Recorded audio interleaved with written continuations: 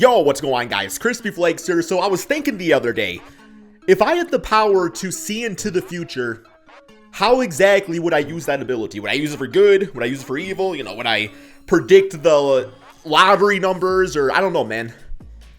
I think what I do know is that I would use it to become the world's greatest NBA scout.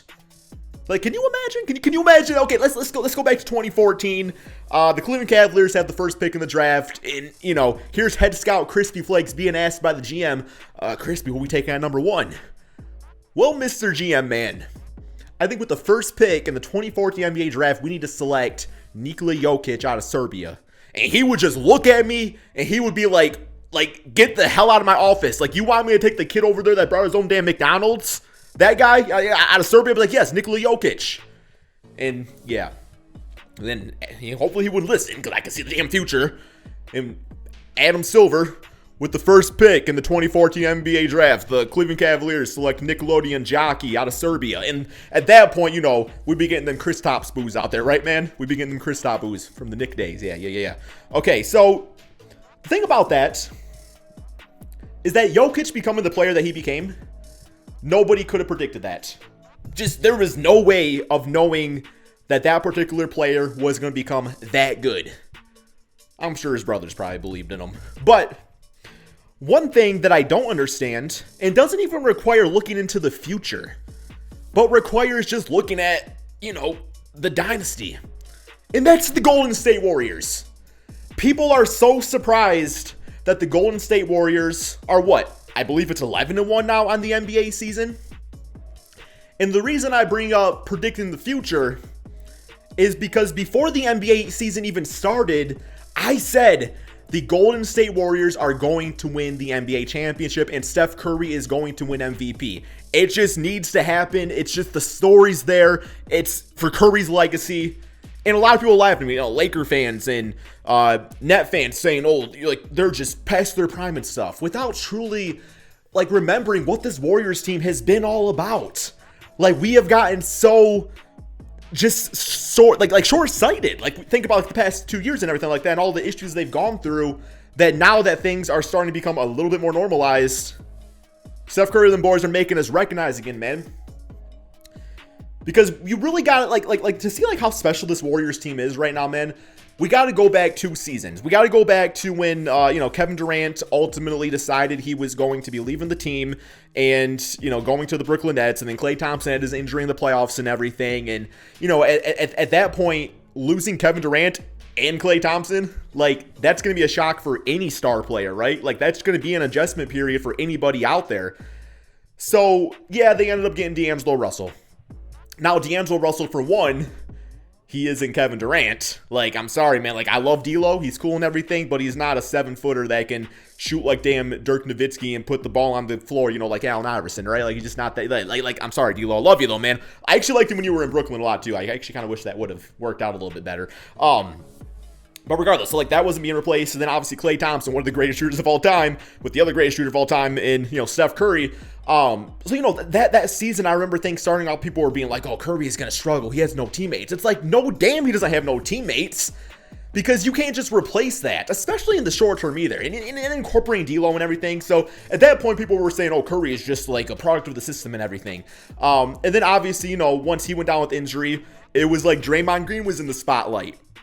And Draymond Green's oh, he can't carry an offense. It's no, damn well he can't carry an offense. We all knew that.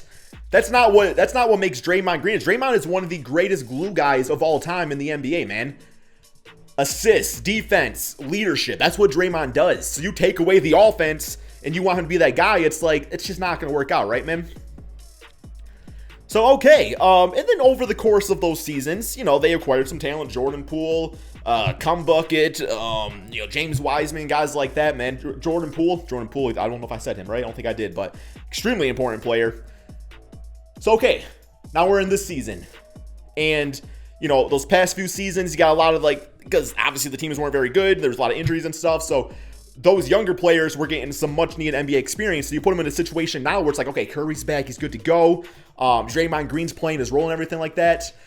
And not to mention Klay Thompson not even back yet. And it's just working out beautifully, man. It's just working out beautifully. Literally, this team could not be clicking any better. Now, I will say, it does make me a little, like, I shouldn't be nervous, but it does make me a tad nervous about when Klay Thompson is going to return to the team. And that's so weird to say because Klay Thompson is just like the ideal teammate. So it's like saying, well, I'm nervous when Klay Thompson comes back. But this team's clicking so nicely right now.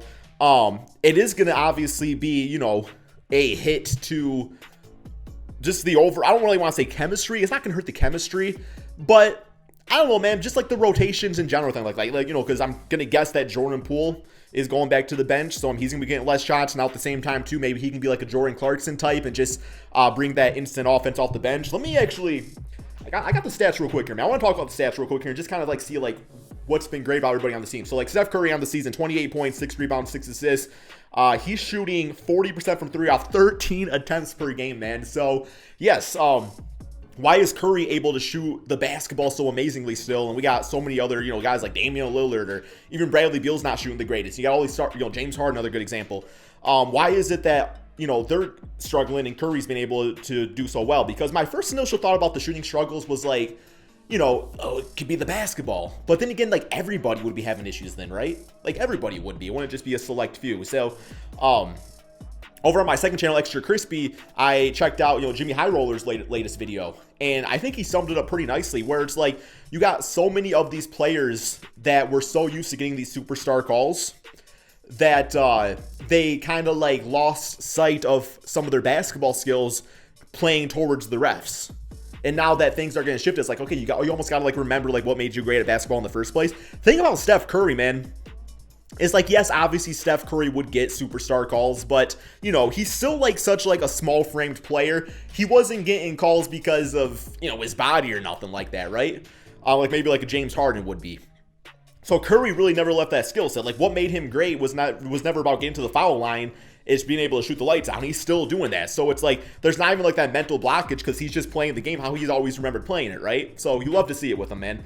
But yeah, Jordan Poole on the season, he's averaging 18 points per game. He is the second leading scorer on the team, right there with Wiggins. They're both at about 17, 18 points per game. So both those guys have just been like, you know, the type of like offensive dudes that like need to be put next to Curry, that you can give the ball to either one of them and, you know, they can get things done. But also both of them kind of are more like, you know, they're not like the alphas of the team. Like that's Curry and Draymond, right? So those type of guys work, you know, beautifully next to superstars like Curry, who can get it done himself, but also get his teammates involved. You know, add on Draymond and everything. Also another kind of like underrated thing I would have to say would be Kevon Looney. Because, you know, like they've been trying to like incorporate James Wiseman, you know, last year and everything into the team. And, you know, Wiseman is one of those big guys that I think really needs to be brought around, you know, a little bit slowly, man.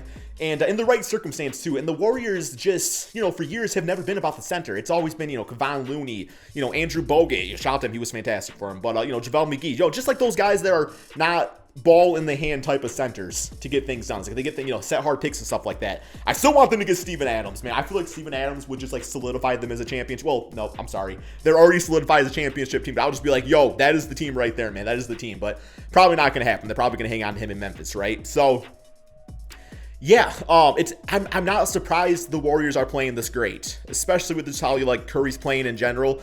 What I am surprised about is how so many people were so quick to forget. And I just, like I said, I felt like the story was there. You know, Klay Thompson coming back, the Warriors finally, you know, healthy for the most part, man. You know, win the championship for, you know, Curry's legacy and stuff, wins another MVP. Like, that's what the NBA likes. They like a good storyline, and we forgot about the Warriors, but we remember them now, man. So, yeah, let me know in the comment section below, guys. What do you think about this Warriors team? Do you feel like what they're doing is sustainable? Do you feel like they're just on this crazy hot streak and it's not going to amount to, like, a championship? Let me know, man, because, hell, it's been a great start to the season for them and not really giving me any reasons why it's going to slow down anytime soon. Peace out, my friends.